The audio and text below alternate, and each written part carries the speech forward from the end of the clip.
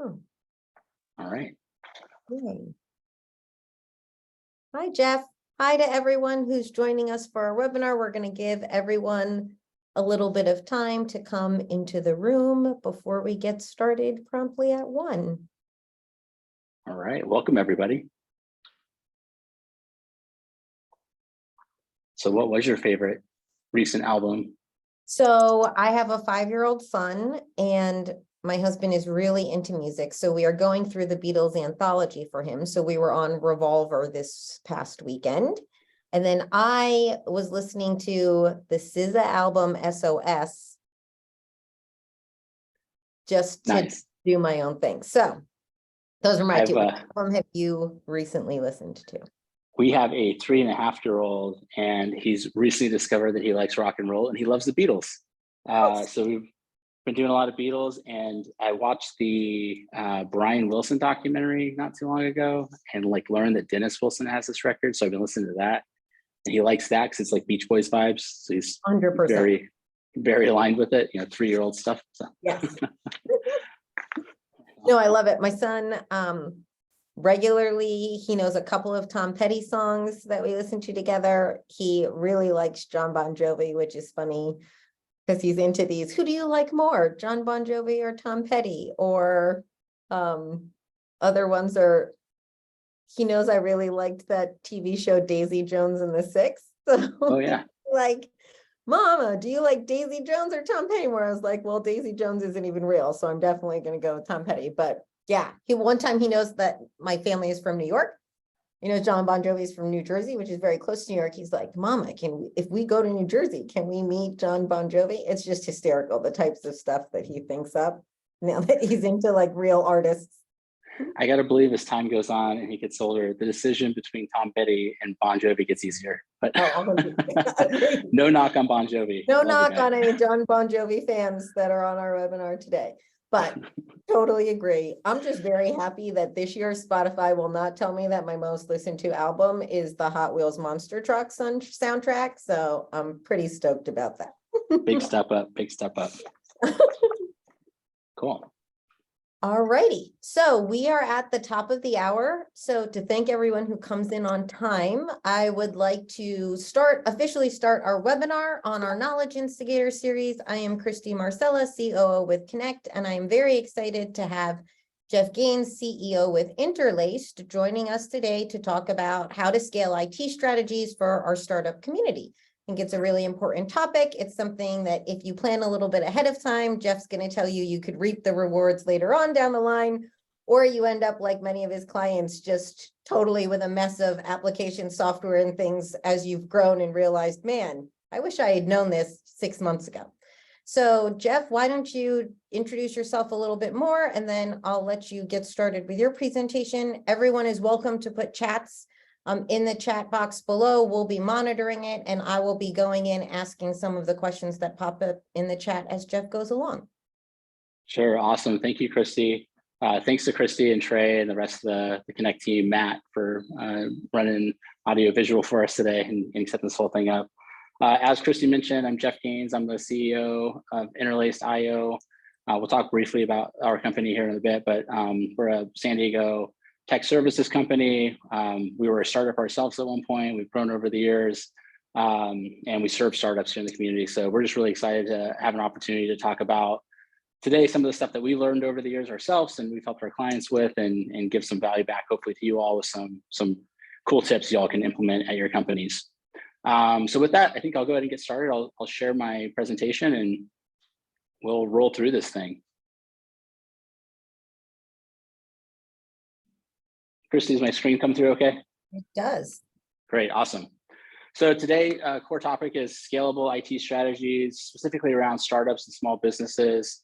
We're going to talk a little bit about IT, a little bit about just technology infrastructure. We're also going to sprinkle in some business operations and like a micro bit of finance in here as well. As a business operator, all those things, I know all those things kind of come together, and that's like really like the rocket fuel you need to run your business. So try to touch on a little bit of everything here today. So goal, I'm going to tell you briefly about Interlaced, just as it's helpful to understand our background and kind of how we've become knowledgeable in some of these areas. We're going to share And then we're going to talk about 5 kind of core challenge areas that we see startups and small businesses, including ourselves, encounter frequently, and then some strategies that we've seen success with overcoming them. At the end, we'll save time for any questions that anyone has. Happy to address anything one-to-one. So a little bit about Interlaced, who we are. So we are a technology services provider. We're located here in San Diego. We're a San Diego company. What that means, technology services provider, we essentially partner with small and mid-sized businesses all the way to the mid-market, a lot of technology startups, but also e-commerce, B2C brands, creative agencies, nonprofits, and we help them make good use out of their technology and their infrastructure and run their businesses so they can focus on their product or their service and their end customer and client while we kind of take off some of the behind the scenes stuff and just make it work. As mentioned, San Diego company, we're headquartered here. I'm talking to you live from our office in the East Village, but we serve clients across the country at this point, and we have team members across the country.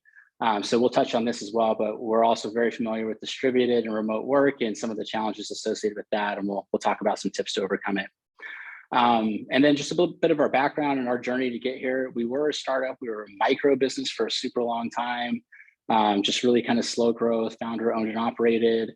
A few years ago, we partnered with a private equity company that allowed us to, access some additional growth. And over the last few years, we've really have been growing and accelerating our trajectory. And so we've seen kind of every phase of the business so far up to the point we're at now. We're just under 70 people today. And we've learned along the way. So we're hoping that some of the learnings that we've taken, we can give back to the community here.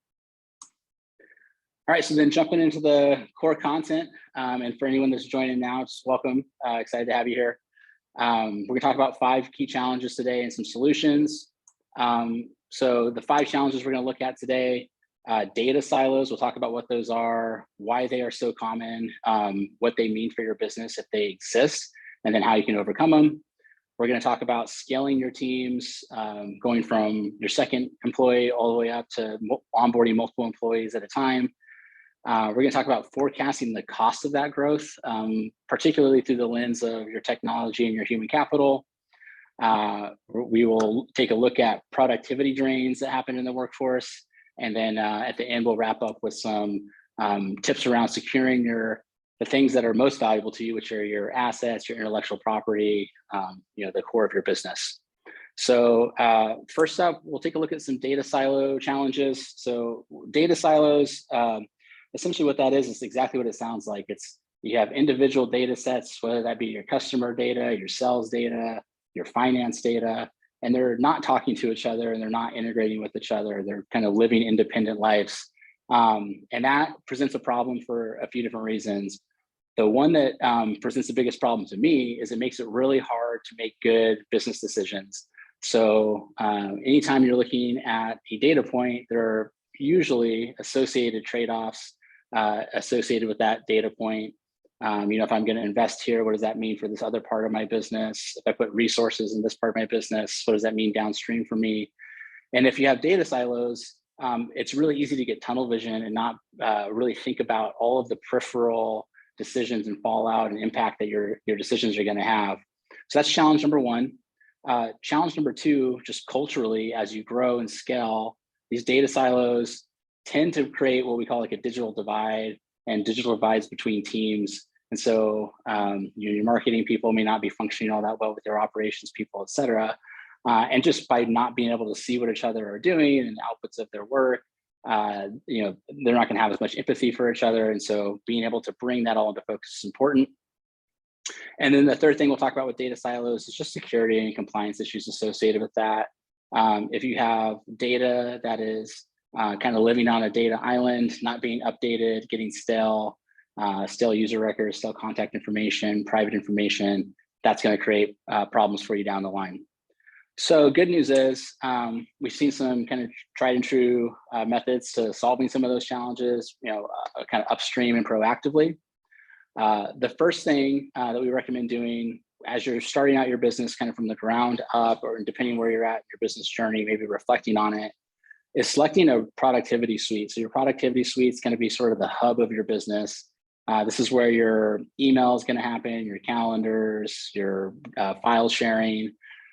Up to this point, there's really only been kind of two main players out there, which have been Google and Microsoft, and don't really have a preference over which one's better than the others. But there are some certain criteria you can look at to make that decision easier for you on which one to align on.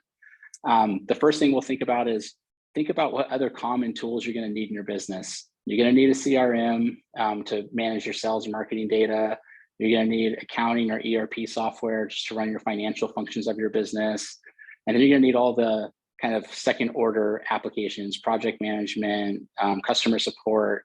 And so all of those things are part of your environment and your infrastructure that you want to be thinking proactively about, because they're going to change the way that you select that productivity suite based on the way they integrate with it.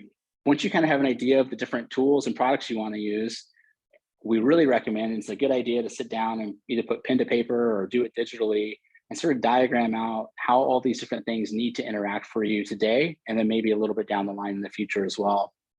And that's important because you don't start your business with data silos. They kind of grow over time, right? Like most of your stuff's going to be probably living in Excel or Google Sheets early on, which in itself could start posing challenges as data silos. But as you start spreading into other applications, and then you have departments that are growing on their own and selecting their own application sets, those data silos become much more obvious and have bigger impacts to your business.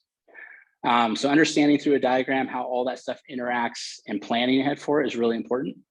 And then the fourth thing, and probably the most important thing I would recommend as you're going through this exercise, is thinking about who you're going to be working with. What are your customers and your clients going to be using to do business? So certain verticals, certain industries lend themselves to either being in the Google camp or in the Microsoft camp. And that's really important because when you think about the way you're going to interact with them, whether you're chatting with them through Slack, like as we do with our clients, or you're communicating with them through Microsoft Teams, or you're sharing documents and spreadsheets with them, that's going to be so much easier if you can try to align your internal technology to the technology that your customers and clients are using. So a little bit about data silos, challenges to overcome them. Next up on our common challenges we see. Hey, Jeff, hold on 1 second before you move on. We do have a question of does Interlace serve like a fractional CTO potentially? Not CTO services, but we're actually going to work on your product and your production environment so much as we do CIO services, where we're advising and consulting on the way that your infrastructure and your data is working together, the way that is enabling your production environment and your CTO functions to take that to market. Great, thank you. And then on the data silos, I know you had mentioned just now that there are kind of like Google camp apps and other tools and Microsoft apps and other tools, but is there a little bit more insight that you can give? Like, are there particular like startup industries that are more Google inclined or more Microsoft inclined? As there, San Diego has such a wide breadth of industries that we serve. Can you go a little bit more about that idea of knowing your customer to help inform the productivity suite that you decide to really want to grow with?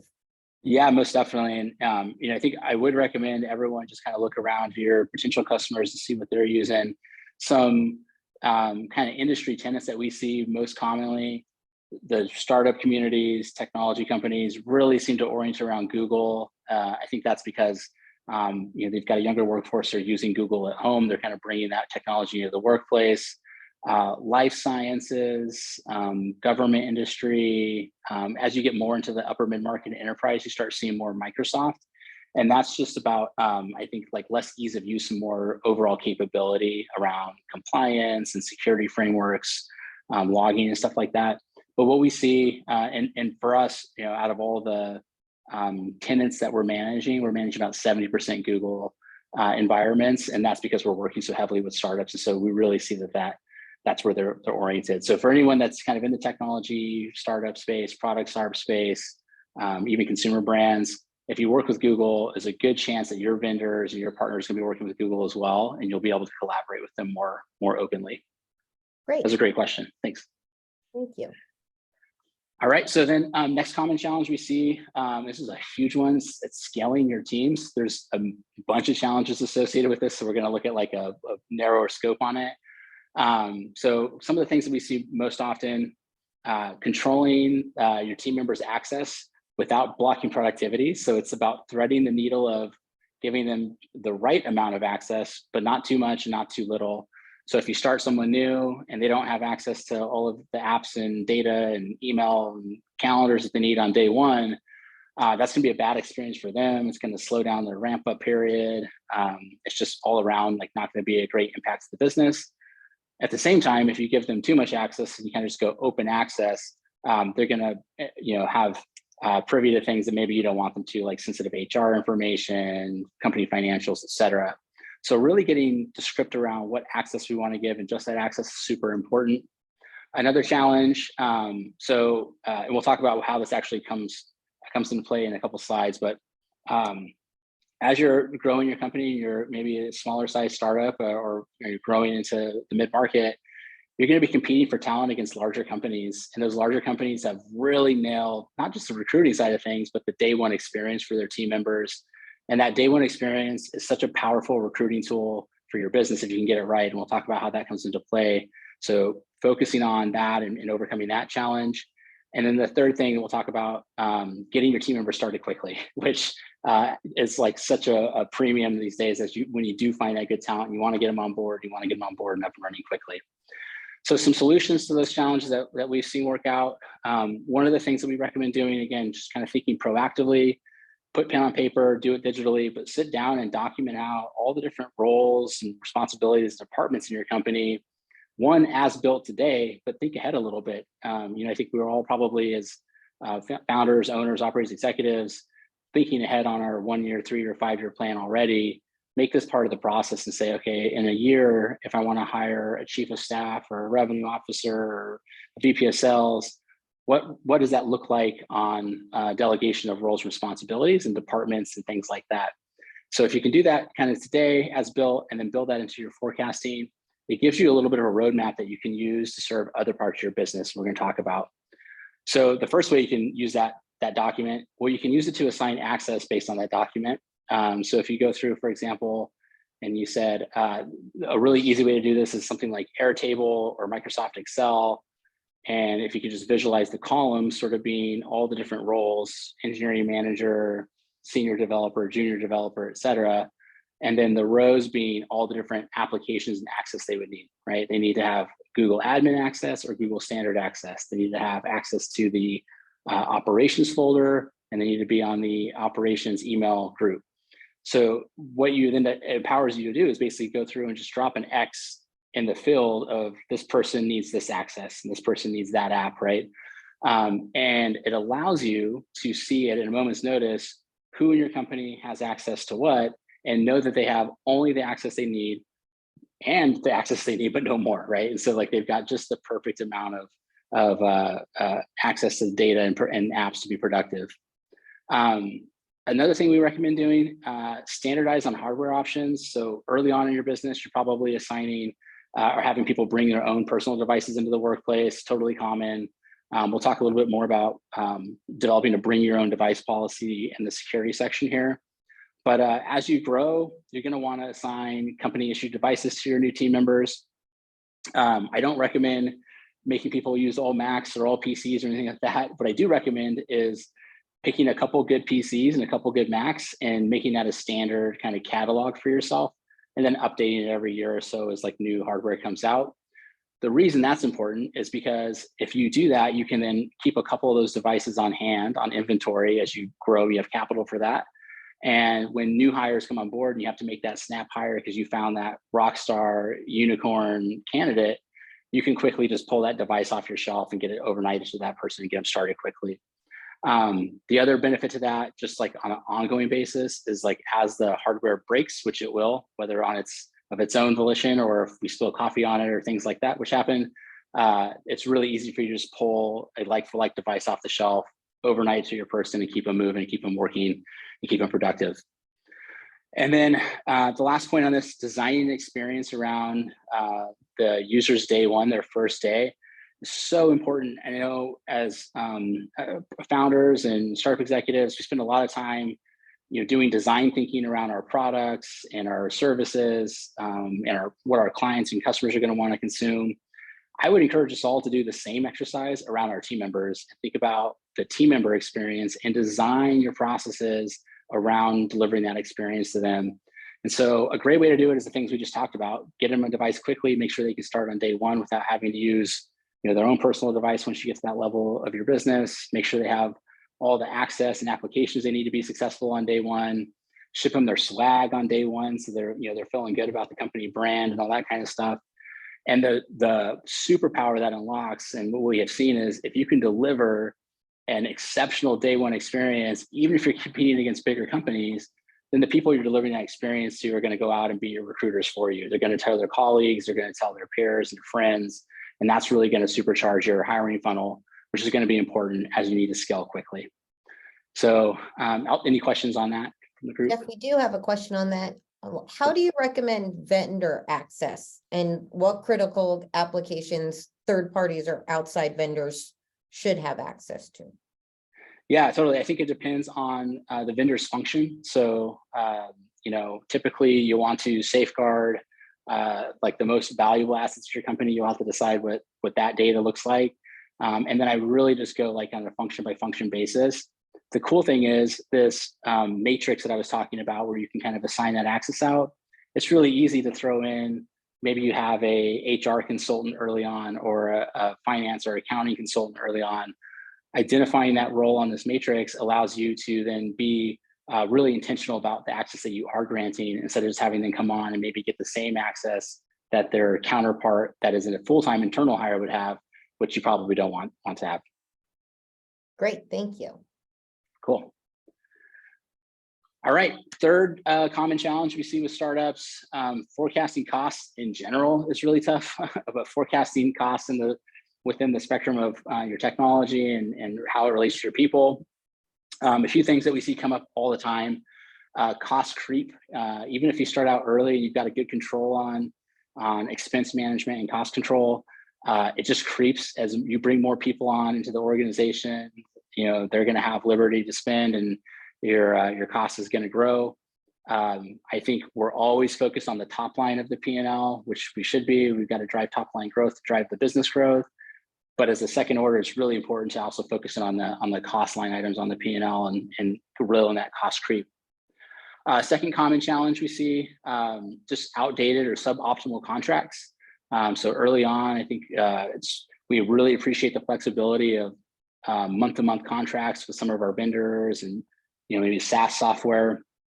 But over time, you have an opportunity to optimize those contracts, and we'll talk about some ways to do that. And then just overall, just reactive cost management. So like building it into your culture, into your operating cadence to control costs as the company grows will help you reinvest that capital that you're saving into things like sales and marketing efforts and growing the company. So a few ways that we've seen that solved. The matrix we just talked about, again, another use of it. You can actually take that and understand the unit economics of every hire that you make. So obviously the salary, the big line item for every person that you're going to hire into your business to help grow. But you can also look and say, okay, I've got a senior developer and they're going to have these 15 applications. What is the cost associated with each of those applications? How do I annualize that cost? And then you can burn that into bake that into your burn rate or your run rate over time, and really unlock some deep insight into what it's going to cost you to grow your company as you're thinking about 5, 10, 15, 20 hires in the future. So again, just one more way that matrix can be really powerful for your organization. Put controls and notifications in place around costs. Really around license management is where we see this become a challenge. So a lot of the applications out there, web applications, will have this kind of built in already, where you can just go turn it on, that you or the department head, whoever's in charge of that piece of software or that technology, will be notified when the subscription changes, if it increases, if unit counts, license increases happen. And again, it may seem small, but over time that can have a material impact on eroding your margin and eroding your P&L. So being able to see it and visualize it helps you stay on top of it and kind of control costs that way. And then another great cost control mechanism, renegotiate your contracts. So when we start out early, We start with a very small and very limited amount of technology. Technology gets more complex as the company grows. We get more applications, we get more technology being used. We go from having a premium on the flexibility of month-to-month contracts to maybe we've raised the floor a little bit about the minimum amount of technology we're going to be consuming. Maybe before I really enjoyed having a month-to-month Google contract, but now I know I'm going to at least consume 20 licenses a year or every month. I can then take that and I'm empowered then to go back with some purchasing power and renegotiate those contracts on an annualized basis and just drop some of that savings back to my bottom line.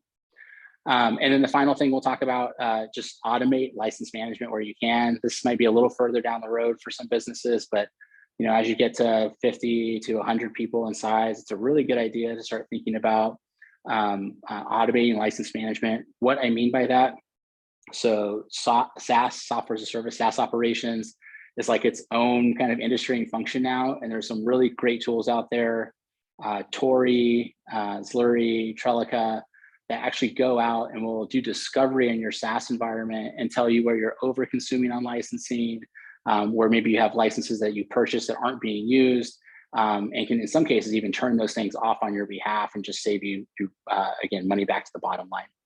So cost controls, important for every function of the business. This is one way we can put a lens on the technology portion of it. Jeff, this is a really interesting topic. Is there a number of your team where you feel like you've seen there's more empowerment to be able to negotiate contracts? Like, is it when you hit a 20-person mark? Do you need like 50 people to really have that power to be able to go back? Because I think for me as a small team, I just assume like I'm never going to be able to go back and, negotiate a 1-seat edition instead of a 5-seat edition, or because, there are a lot of those packages where you're at the limit, but then you have to buy 5 or 10 additional seats in the next upgrade when you're not, that doesn't track on how you're going to scale. And then you feel like, well, I'll just like not give access, like do some of this chess movement for fear of not being able to talk to anyone to just buy the next upgrade. Yeah, definitely. That's a great question too. And I mean, it really, one, I would encourage everyone to try to negotiate every contract. Like obviously orient around the ones that have the biggest impact on your P&L, and then maybe work your way down from there just from like a time standpoint. But there's no harm in trying to negotiate. It's way difficult to negotiate with really big vendors. If you're purchasing, you'll have a sense of that if you're purchasing a comparative small amount of product from them. But small vendors are always open to doing that. And, I think the exchanges, they lock in some assured revenue because you're going to elongate your contract. And in return, you're going to get the concessions, you get a small discount on that. So I would invite you guys, any small vendor you're working with, that's a great place to start. If you're spending a good amount of money with them, strike up a partnership. For the bigger vendors, like Google or Microsoft, for example, we keep coming back to those. There are places where you can maybe tap into some purchasing power for that. Interlace is one of those places where we have purchasing power discounts. We pass it on to our partners, and you can save a little bit of money that way as well. Great. Cool. And I don't know if there are any nonprofits out there, but I am going to plug in, Jeff, if you don't mind. Like if you're a nonprofit and you're not on TechSoup, that's another place where it's just a marketplace for a lot of service providers and software to be offering nonprofit, or if you're a for-profit company has a nonprofit arm, to be offering very cheap licensing hardware, discounts, as long as you have a validated nonprofit, and it's all in one place. And a lot of the administration just goes through the TechSoup account. So just putting that on anyone's radar if we have any of our nonprofit partners on the line. Yeah, that's an excellent tip. We love TechSoup. So. All right, our 4th out of 5 topics, productivity drains. You can think of it, like I've heard this said, as time sucks as well. Just think about anything that's like taking your attention away from doing work for your customers, your clients. So super common challenges from day one. If you're a solo entrepreneur right now, you're probably experiencing this just the same as you would if you were a 1,000-person company or 100,000-person company. So the way these show up are not always super obvious. Micro distractions. These are things like you got to fire off an email, but Outlook's not opening, or your web browser keeps crashing. You're getting ready for a presentation, PowerPoint's glitchy or buggy, whatever it might be. Your internet's running too slow. Those little things add up over time. They add up for the individual. As you add more technology into your environment, which you will do as your company grows and gets more complex, your technology will get more complex. You compound the output of those micro distractions. And then just obviously by head count, that is a compounding factor as well. Another challenge we see, a lot of good solves in place ready for this now, but remote work, having to move to remote tech. Like I mentioned at the beginning of the presentation, interlaced, while we are headquartered in San Diego, and I'm in San Diego, many of us are, we're also all across the country. And so we have a distributed workforce, and we're kind of a moving goalpost around how you approach remote work, even today, 3 years in to this new working environment. So we'll talk about that. And then inevitably, especially for our software companies out there, our maybe technical product companies, your workforce is going to probably be pretty technical in nature as you get started, and your first few hires are probably going to be technical in nature. But as you grow and scale your company, you're going to be hiring more supportive roles, HR, admin functions, sales, finance, who are less likely to be as technically apt as your more technical roles are. So that is going to introduce more opportunity for these productivity drains we're talking about. So some ways to get around that, some solutions. On the remote work side, use technology that is flexible to your team and their locations. I mean, it seems like a pretty obvious one today, but as mentioned, we use Slack to communicate internally. We also use Slack to communicate with our clients, in some cases, Microsoft Teams, if they're using Microsoft Teams. But having some way to kind of asynchronously or synchronously communicate across distance is really important. I mentioned having the laptops kind of on deck, ready to go, having a standard catalog of those. Super important for remote teams. Someone goes, their technology stops working. You want that person up and running again the next day or as soon as possible. Having hardware you can just overnight them ready to go is really, really powerful. One thing that leads to productivity drains is just the technology itself not working. And usually it's because it just hasn't had a good house cleaning in a while. And so just having some proactive approach to maintenance can be really powerful. Things like at minimum kind of patching your devices for security compromises, things like that. Patching, I know we're on Zoom right now, making sure your Zoom's up to date. That's stuff that you can do proactively ahead of time so that when you get on a conference or something, Zoom's not updating and you've got like a investment team or executive team waiting on the other end for your Zoom to catch up. And then at some point you want to think about, this is a little bit of a plug, but think about just give yourself and your team a lifeline to help with the technology. So usually we see about 50 team members plus. You want to start thinking about either bringing in an internal hire or partnering with somebody. We work with teams as small as like 15, 20 people and help them out in a more fractional way. So you can focus on your product, focus on your service, your customers and clients. All right, and then final. Wait, Jeff, I'm going to go back on the last one because we've got a bunch of time for our hour-long webinar. And I think this is one that I would like us to have a little bit more conversation on. Sure. You said you have, a dispersed tech team. Have you found that tech teams working in different time zones can actually be more productive? Like if you have a project you need done really quickly, have you seen that work well at all? Or do you find that like getting the team that all can work around the same time to get something done? I'd be interested to see if you have any observations around that. Absolutely. Both. So there's advantages to both. And if you can work it, you can unlock both advantages. Yeah. One, just having the flexibility of kind of being where your customers or clients are at time-wise is really valuable. So you're working at the same time they're working, whether they're on the East Coast and West Coast, whatever. If you got people in both locations, then you can be there for your clients when they need you or your customers when they need you. As far as just like delivering and shipping projects or productivity more quickly, same, absolutely. So stuff that like would maybe stop at 5 o'clock Pacific time and pick up again the next morning. If it's burning, it can just run through the night, right? You have team members that can work that overnight, or vice versa, depending on what coast you're on. So it's a little bit of a ballet, kind of a dance to figure out how that all hands off. And I'd be really happy if anyone that has more curiosity on that to like pair up one-to-one or as a group and talk through it over coffee. Because we've learned quite a bit. We have staffed all across the country, and we've found ways that work really well. And then we've also encountered challenges beyond even the ones mentioned here that we've had to overcome with it.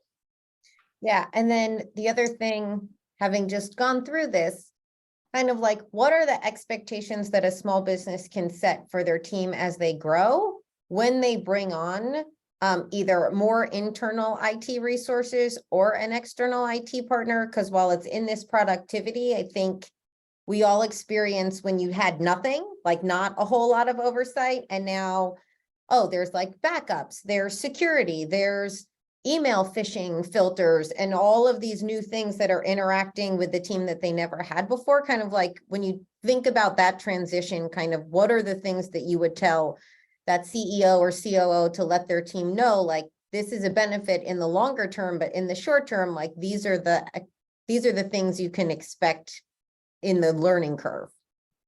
Yeah, well, I think there's a few ways to approach it. So one, you got to have buy-in from like your executive team, the people that are making the decisions around it.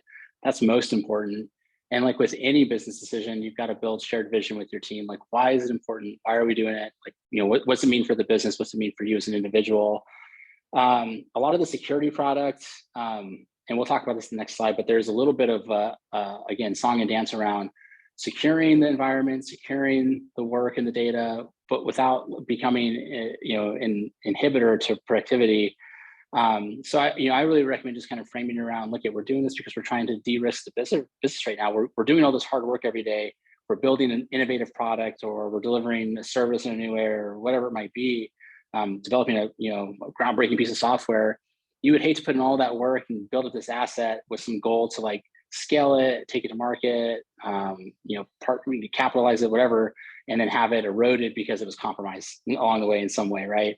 And it's not like, people think about like malicious hackers compromising, like, this, you watch like CIS and shows like that. It doesn't really work that way. It's like you get like an email and, you're Bob from accounting, you click the email and then boom, like all of your IP is like gone on the dark web. And I don't want to like scare anybody, but like it literally can go like that. And so that's really, I think getting people on board with like, this is the best thing for the company for these reasons. This is why we feel strongly about it.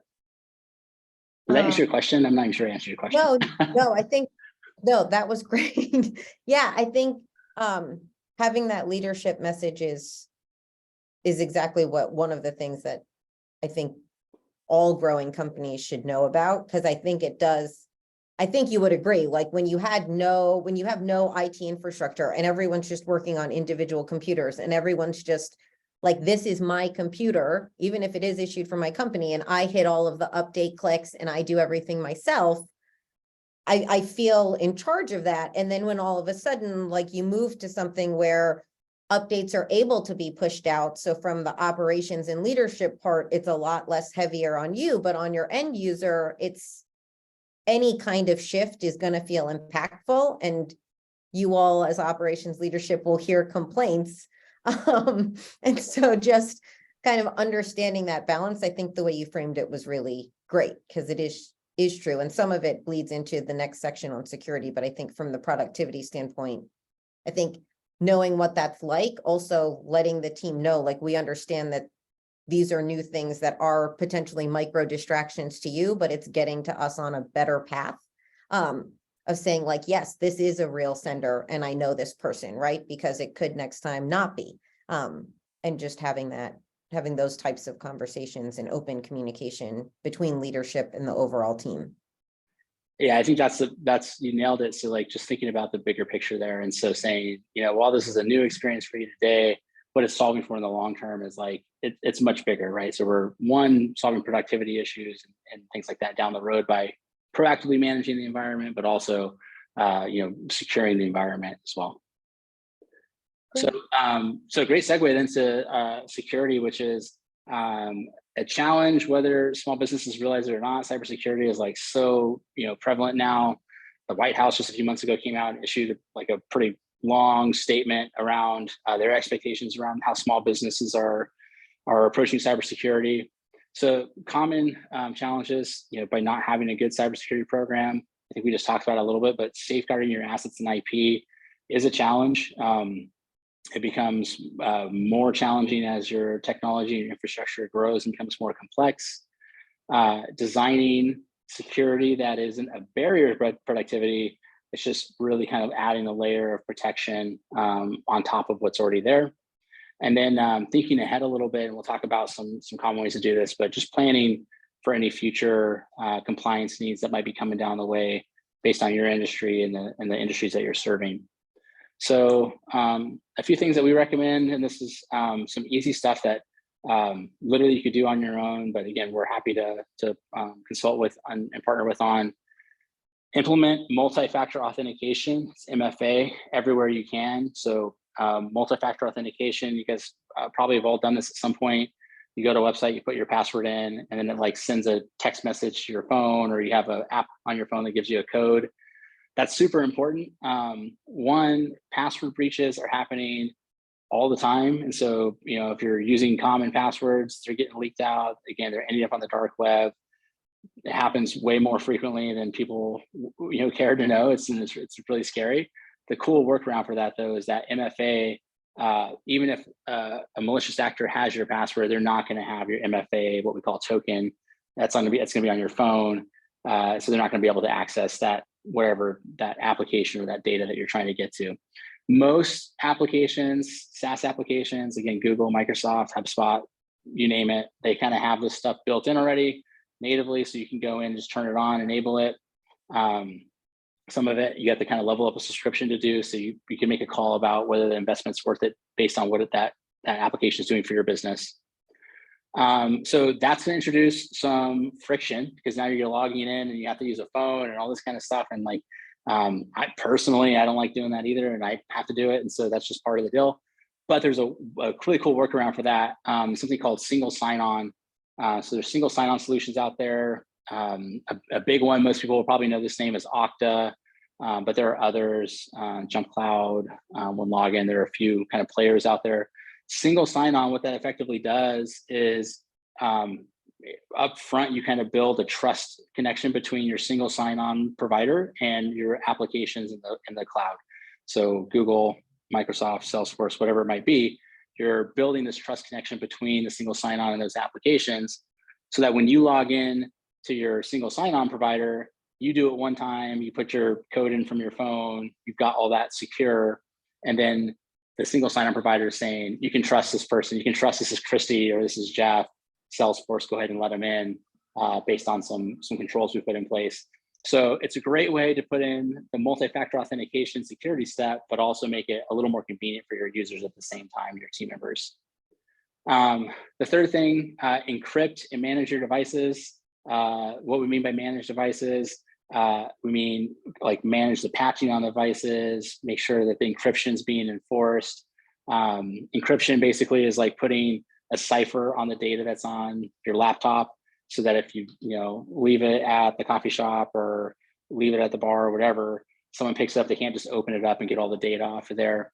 And while we like to believe that most of our company data and our sensitive documents live in the cloud and wherever we're putting them, that stuff gets downloaded, it, for convenience or otherwise gets downloaded on a laptop, and it becomes a liability for you and for the company. Cool thing there, both Mac and Windows include a native encryption function on both their platforms. So you can turn that on. A little bit of a kind of blocker for that is that there's no way to actually enforce it natively. And so you'll want to use something that we recommend called mobile device management, MDM solution. It's just a piece of software you put on the device, and it allows you to make sure that the encryption is turned on and working properly, the device is getting its updates and all that kind of stuff. So that also helps with the productivity drains we talked about a little while ago. And if you're going to be shipping these devices to your new users, you can put that stuff on the mobile device management software up front and ship it ready to go on the back end. And then the final thing we'll talk about is just thinking ahead about compliance. That seems like so far out. I know, like if you're a super small business, you might be dealing with this right now if you're growing your business. Compliance is kind of everywhere these days, like every industry. If you're developing a software product, odds are you're going to be looking at SOC 2 at some point, just to build trust in the marketplace with your consumers.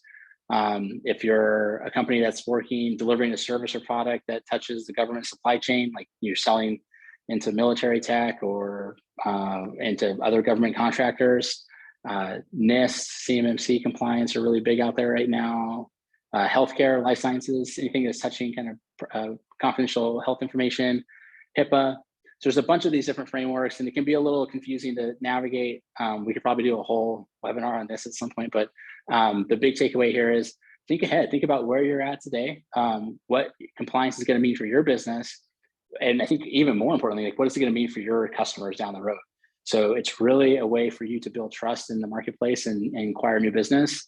There are things you can do today that I will recommend.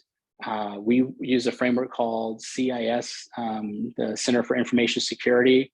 It's free, it's like publicly available, and it basically publishes some best practices, kind of controls to put in your environment around policies you're putting in place, the way you're approaching your technology, things like multi-factor authentication is a great example of a control in there. And if you start doing that stuff today, even if you're like a single individual or a team of 10 people, however small you are or big you are, if you do that stuff now, it'll save you some headaches down the road because it's a big undertaking once you do need to go get SOC 2 ready and SOC 2 compliant, for example. So some common solutions to common challenges around cybersecurity. I'll stop there for any questions. Yes, we have a question from the audience. When small vendors go after their first whale, like big client, I'm guessing, they run into large obstacles in security. The example given was high trust that don't match their resourcing. How do you think small firms can best navigate these large compliance requirements? I think part of the implication is there's this like chicken and egg, like I need you to give me the resources that I can go down this large compliance path. So yeah, totally. And it can be like overwhelming when you're like looking at like, I like the analogy, kind of eat the elephant one bite at a time. Like if you're looking at this big elephant, it's kind of a lot to take on. The cool thing, and I think the advantage you have is most of this stuff is an ongoing basis anyways. And so once you get under the hood on something like SOC 2, there's something called a plan of action and maintenance, I believe. I'm not the cybersecurity expert in the latest, but I believe that's what it's called. And that thing is basically a roadmap. Make sure you're saying, here's where we're at today. It's the concept of like what gets measured, it gets managed, right? The same is true for your security. So if you can take a survey of where you're at today, put it on paper, and then start chipping away at some policy, oftentimes, not always, but oftentimes you can take that back to your potential customer and say, okay, we're not SOC 2 ready, but here's where we're at today, and this is where we're going, right? Or we're not high trust certified, but this is where we're going.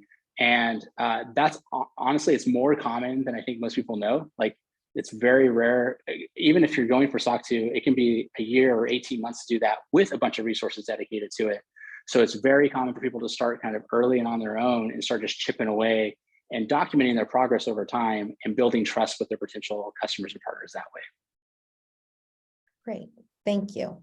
And I think what I'm also having you here, which I think goes to one of your solution points, when you say think ahead, it's like if you're thinking, when are you thinking about your first big whale and working backward to make sure that whatever minimum amount you can have done, you're also kind of on track with that. It doesn't always work, obviously, because sometimes the whales just appear in front of you as whale watching really happens, and you didn't have time to plan to have all of those solutions in place. So thanks for talking to us. So I think also there's the possibility to also, like you said, negotiate, like what is the minimum part of this larger compliance process that's necessary to secure to give you enough time to potentially reach the full compliance hurdle.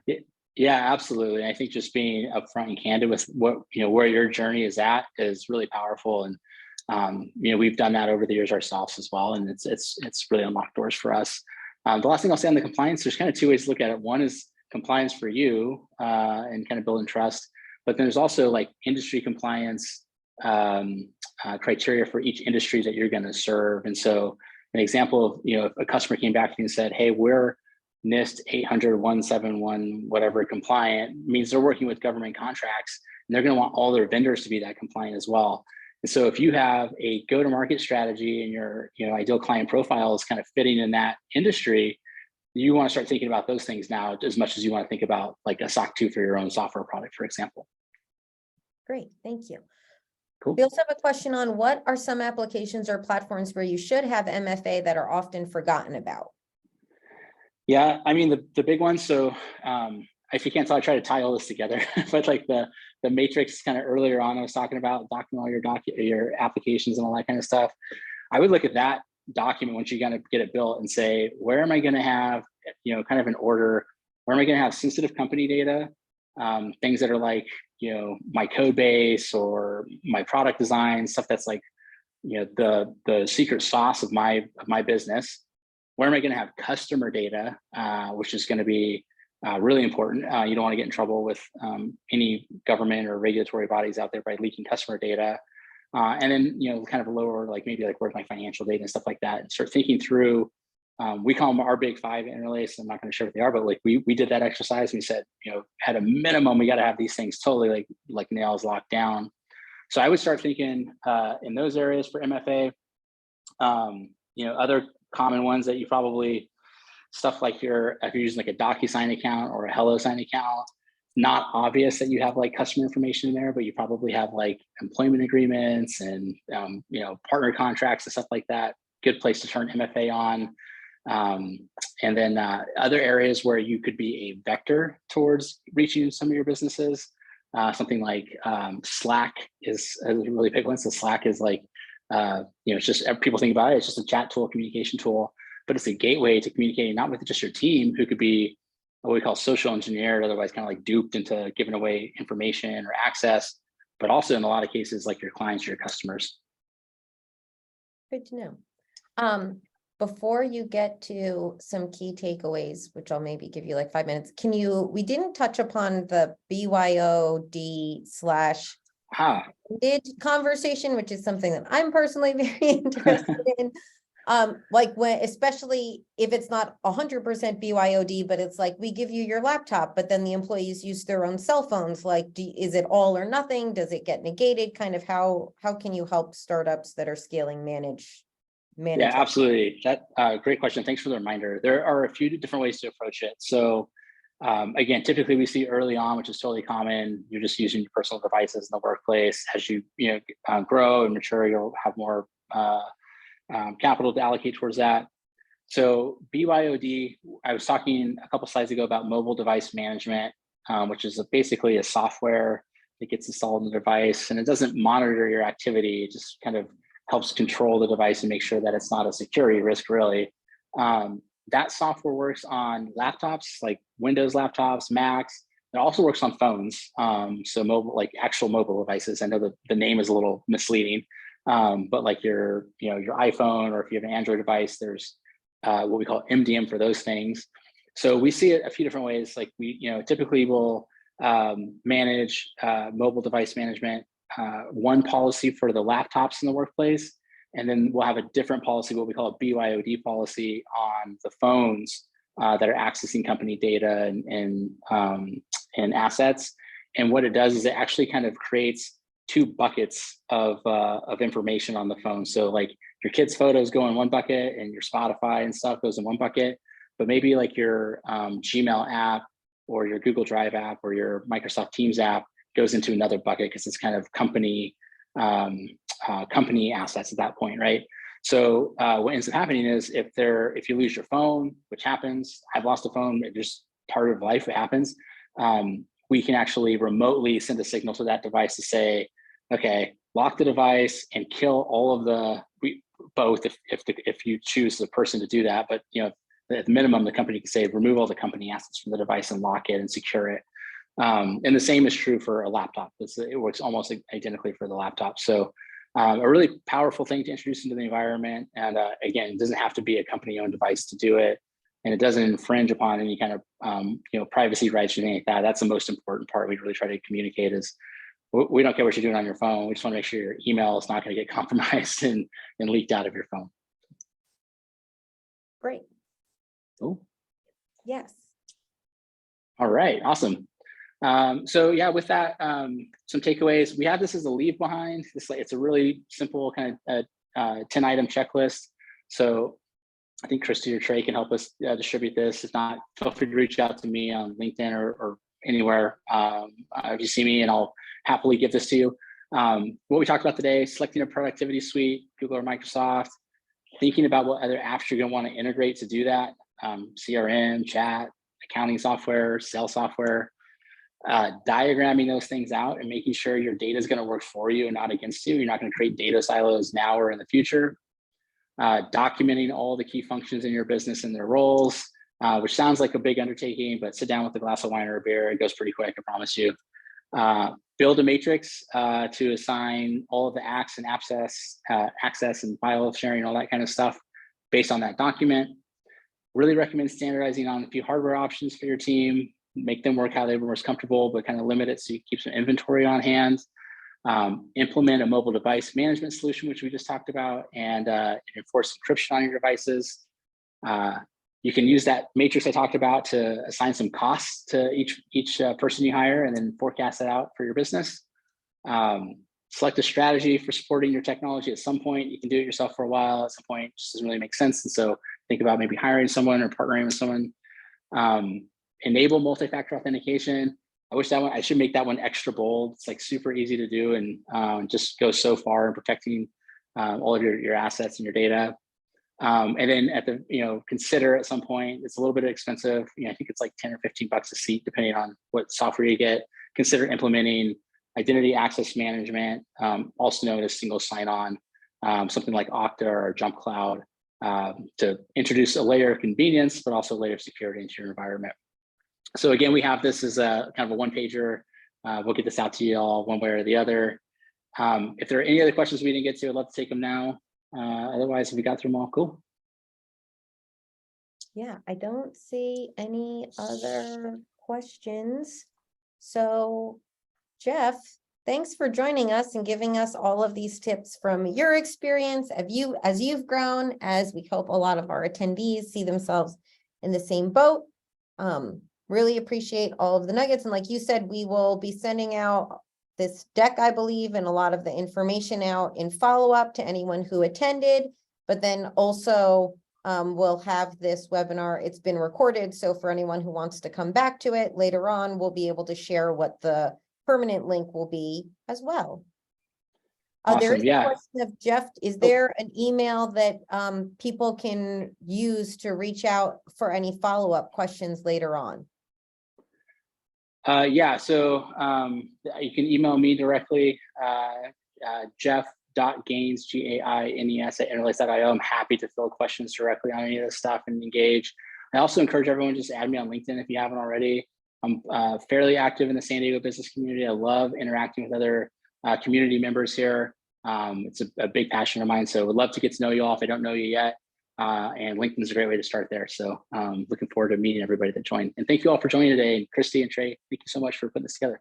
Absolutely. Thanks to our Connect team and Matt as well. So everyone have a great afternoon. We hope you found a lot of helpful information. Bye.